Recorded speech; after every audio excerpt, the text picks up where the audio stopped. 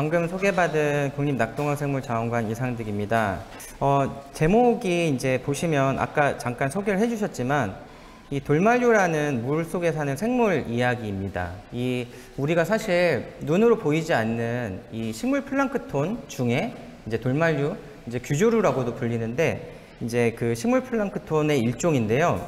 사실 눈에 보이지 않아서 평소에 그냥 무심코 지나치고 우리가 이제 뭐 계곡이나 이제 지금 여름이니까 이제 아마도 앞으로 계곡이나 뭐 바다에도 많이 가실 텐데 그런데 살고 있는 아주 작은 생물들이에요. 근데 얘네들이 사실 지금 이제 요즘에 최근 들어서 점점점 기후변화가 더 심해지고 이 기후위기가 도래되고 있는 이 시기에 이산화탄소를 흡수하고 있는 생물입니다. 그래서 사실은 상당히 중요한 생물인데 이 생물의 중요성들이 아직까지 많이 알려져 있지 않고 있어요. 그래서 저는 이제 이 생물의 이산화탄소를 흡수하고 이제 지구를 지키고 있는 이 생물의 중요성에 대해서 오늘 좀 말씀을 드리려고 준비를 해왔고요. 혹시 저희 국립낙동강생물자원관 와보신 적 있으세요? 상주에 있는데 와보신 적 있는 분들 계시고, 근데 저희가 올해가 10주년이 됐어요. 10주년. 그래서 2015년도에 개관이 됐고 지금 이제 10년이 된 기관입니다. 전시관으로 상당히 잘 되고 저처럼 이제 연구를 하는 연구자들이 있는 연구기관 단체들이 있고요. 이 동영상을 제가 준비를 했으니까 동영상을 한번 먼저 시청을 해보도록 할게요. 수많은 생명으로부터 흐르는 우리에게 부드러운 삶의 건전이 되어주는 담수 지구에서 적응하는 그러나 인간에 대한 담수 활동의 파괴는 담수생물 다양성을 빠른 속도로 감소시키고 우리의 미래를 위태롭게 하고 있습니다. 한반도 전역의 담수생물을 조사하고요. 내 담수생물의 다양성을 지키고 담수생물의 가치에서 우리의 미래를 찾고 있습니다. 담수생물 자원으로 원하는 미래를 준비하는 우리 국립낙동강생물 자원관입니다. 대한민국의 수많은 강을 따라 살고 있는 소중한 무형 생물들, 생명이 흐르는 이곳에서 국립낙동강생물 자원관이 시작되었습니다. 담수생물 주권 확보와 다양성 보전, 생물자원의 지속가능한 이용을 목표로 2015년 6월 한반도 전역의 담수생물 전문 연구기관으로 설립되었습니다. 담수생물자원의 소중한 가치로부터 시작된 우리의 도전은 그 가치로 미래를 만들어 나가는 우리의 이야기를 시작합니다. 하천, 호수를 비롯한 습지는 특이 환경에 살고 있는 담수생물에 대한 적극적인 조사 활동으로 담수생물 주권 확보를 위해 힘쓰고 있습니다. 또한 국내 담수생물의 서식지, 종, 유전 다양성 보전을 위해 노력하고 있습니다.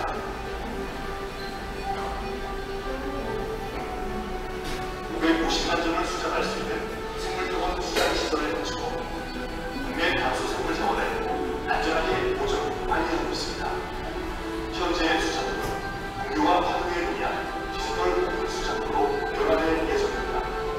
국립낙동강생물자원관은 담수생물 자원의 지속가능한 기대 가치를 발견하고 있습니다.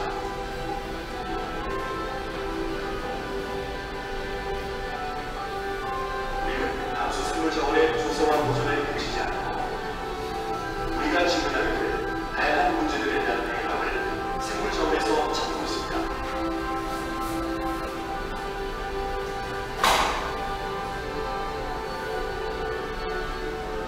환경오염 저감, 질환 개선 등 바이오 산업에 활용할 수 있는 천연 추출물과 미생물 소재를 부착으로 기자 연구에 대량대학 공정기술 기반으로 신가치를 창출하고 있습니다.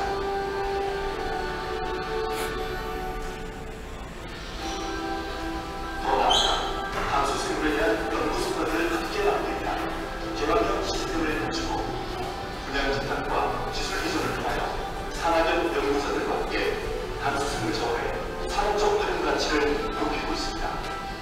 생물 소재의 사업화 기술 기반으로 지역 바이오 산업 확보화를 실현할 예정입니다.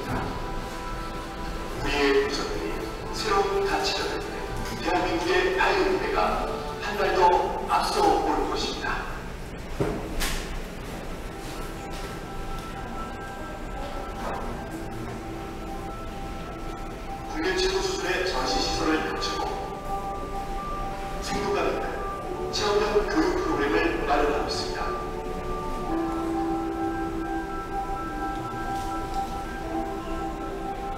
한반도 및 전 세계 6천여 점의 생물표본 전시와 생물자원 특화 교육 서비스를 통해 생물 다양성의 중요성을 배울 수 있습니다. 국내 최초 ICT 기술을 적용한 미생물 체험관, 미생물의 중요성을 현실감 있게 체험하며 창의적인 생물자원 교육을 가능케 합니다. 더 나아가 5G, AI 기술을 접목한 온라인 및 오프라인 융합 전시 교육 콘텐츠 기반으로 대한민국 대표 생물배움문화로 활약하겠습니다.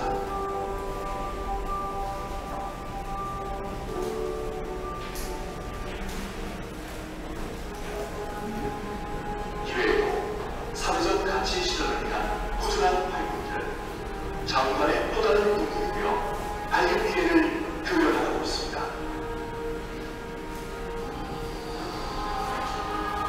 우리에게 생물이란 단순히 살아있는 것이 아닌 우리와 함께 만들어갈 미래입니다. 당수 생물자원의 가치를 함께 잡고 만들고 나누는 최고 연구 기반 국립 낙동강 생물자원관 국가 단수생물 주권 시험의 중심 기반으로 원하는 미래를 만들어 나갈 것을 약속드립니다.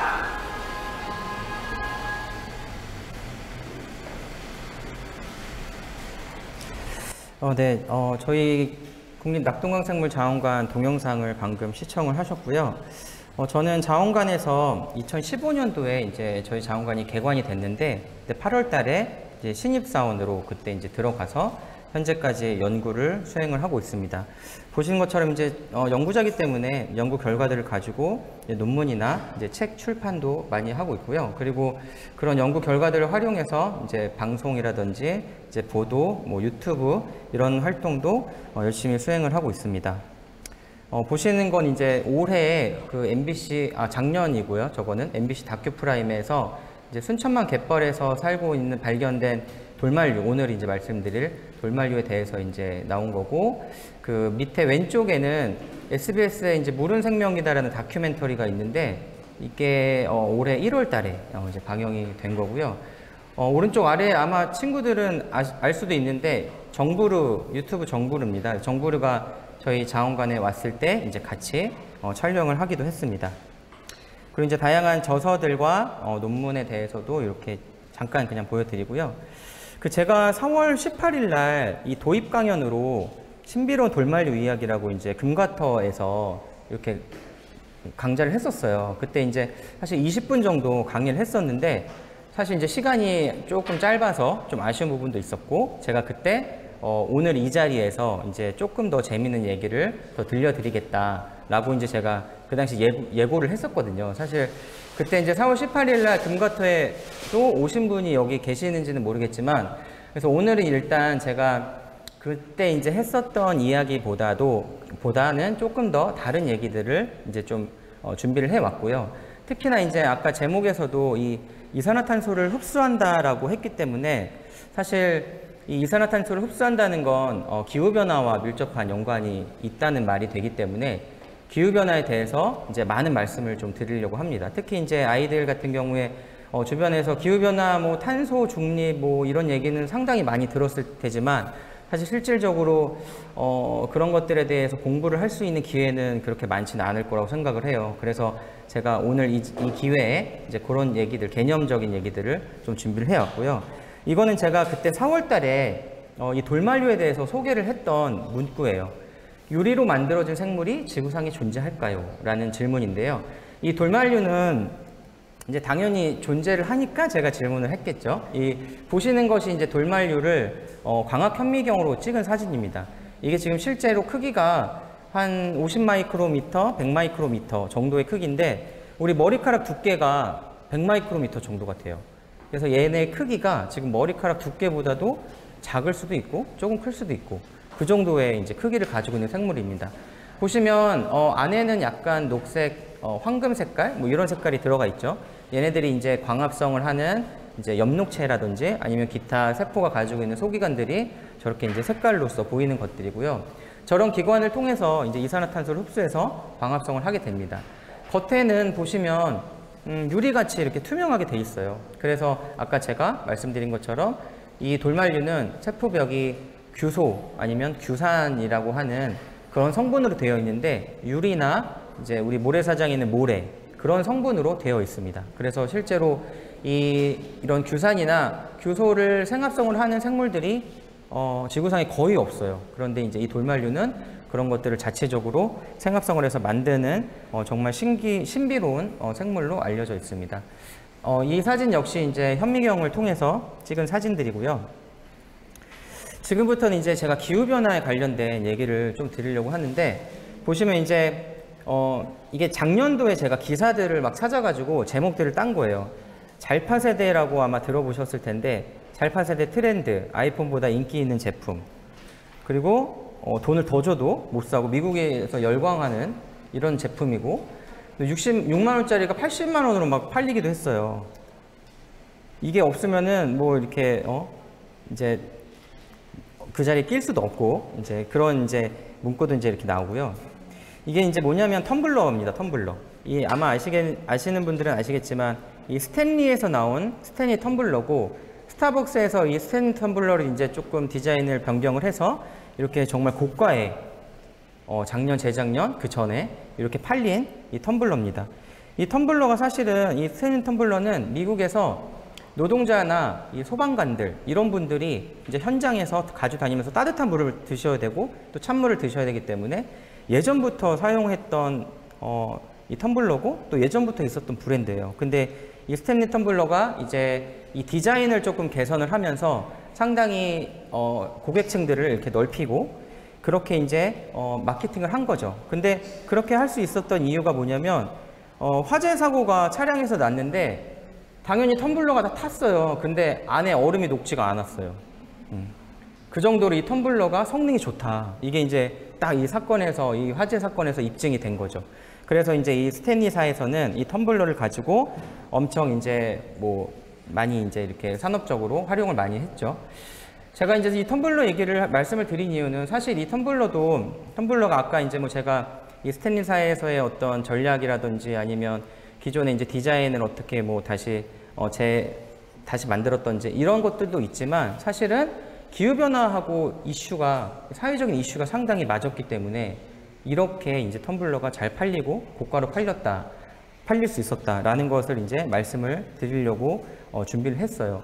보면은 이제 기상청의 블로그를 보시면 텀블러에 대한 이야기가 나와요. 우리가 이제 보통 요즘에는 사실 지금 이 자리에도 텀블러를 가지고 계신 분들이 많은데 요즘에 저희 같은 경우는 이제 환경부 산하기관인데 저희는 기관 안에 건물 안에서 일회용품을 아예 못 쓰게 돼 있습니다. 그래서 무조건 텀블러를 출퇴근하는 직원들이 손에 항상 들고서 아니면 가방에 넣던지 해서 이제 텀블러를 가지고 다니고 저희 기관 앞에 커피숍이 있는데 그 커피숍에 텀블러를 가져가면 할인을 해줘요.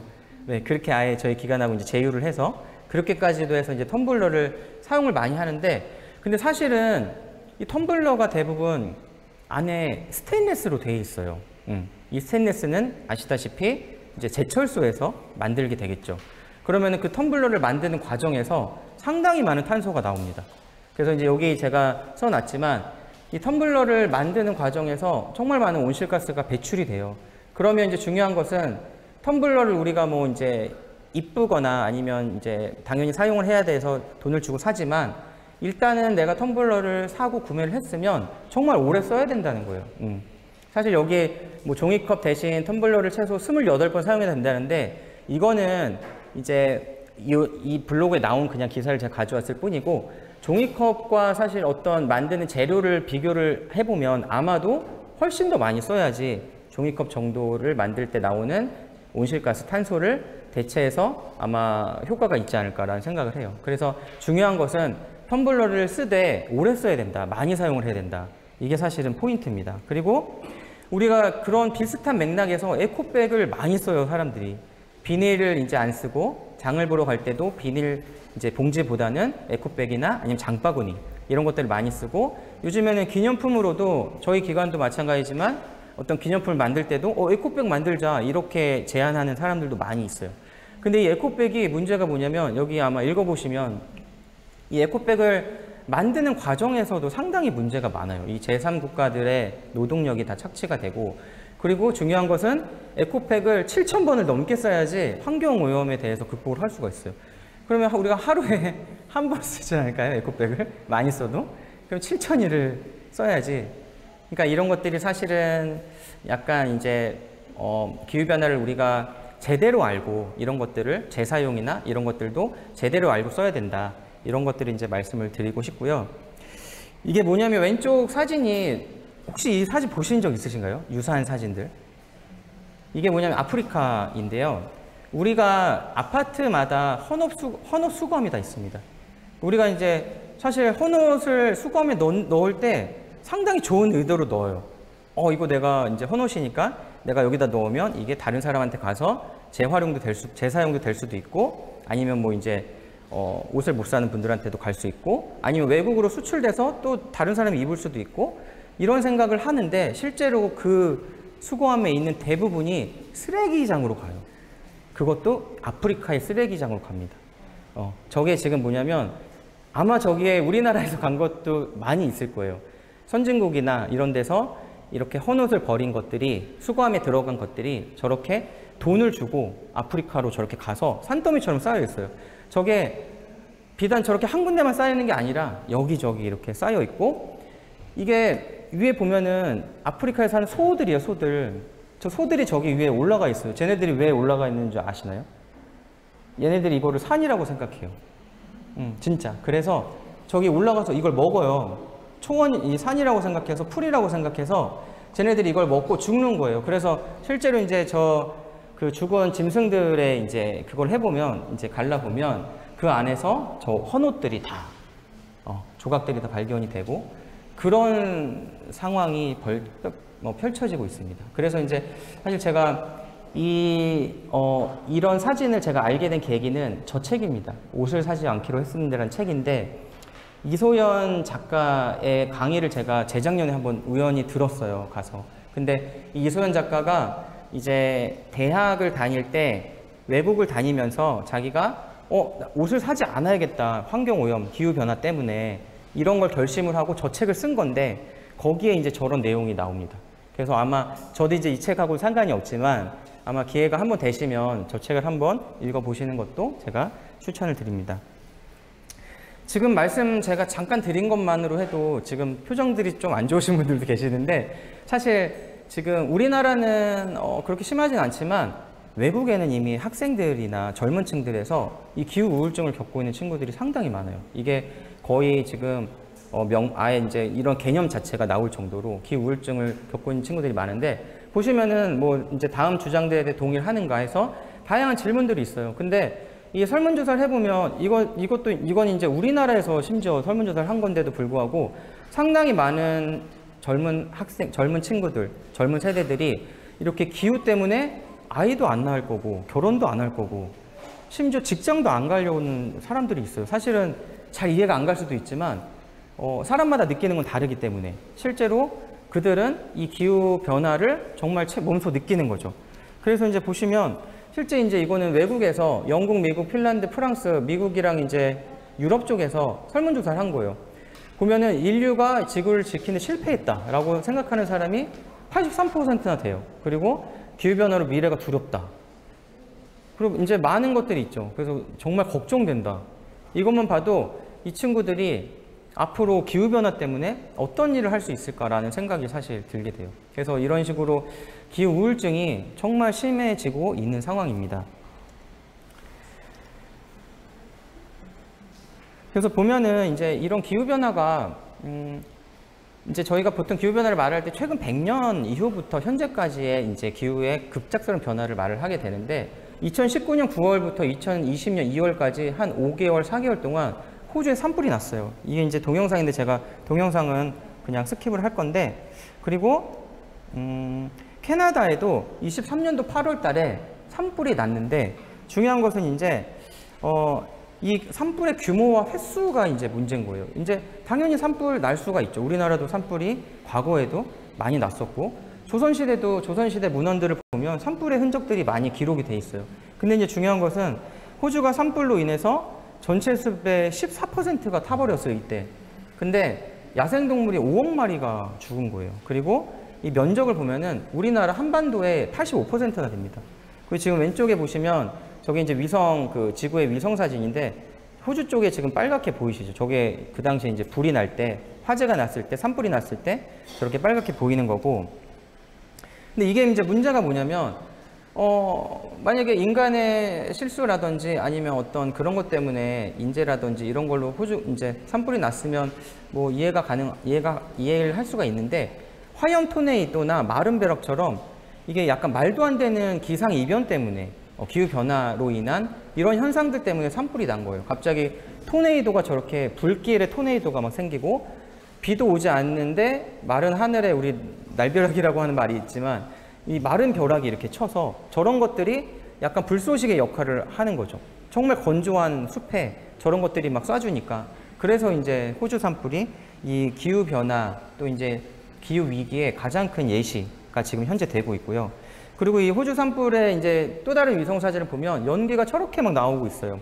우리가 이제 아마 요즘에는 이제 다 아시겠지만 전 세계에서 나라별로 너네 나라가 1년 동안 배출할 온실가스 양을 정해, 그리고 그걸 지켜, 이렇게 약속을 다 하고 있어요. 근데 이 당시에 이제 2018년도부터 19년도에 이 호주 같은 경우는 이 이산화탄소 배출량을 5억 3,200만 톤을 우리는 배출하겠다, 이것까지 지키겠다, 이렇게 약속을 하고 계획을 짰는데 이때 한 3개월, 4개월 동안의 산불로 인해서 3억 5천만 톤이 배출이 된 거예요, 이산화탄소가. 그러면 호주는 이걸로 인해서 어마어마한 이제 손해를 보게 되는 거죠. 물론 호주뿐만 아니라 전 지구적으로 이제 엄청난 손해를 보게 되는 거고. 그리고 이제 이 호주 같은 경우는 자연복원이라고 해서 이런 산불이 나면 이 나무가 자랄 때까지 그냥 놔두는 복원 정책을 쓰고 있습니다. 그래서 결국에 이 산림이 자라려면 최소 이제 100년이 걸리는데 100년 동안 그냥 지켜보고 있어야 되는 상황인 거예요. 호주의 정책에 의하면. 물론 지금 현재는 정책이 어떻게 바뀌었는지 모르겠지만 이 당시에는. 그래서 이제 이렇게 악순환이 계속 이제 되는 거죠.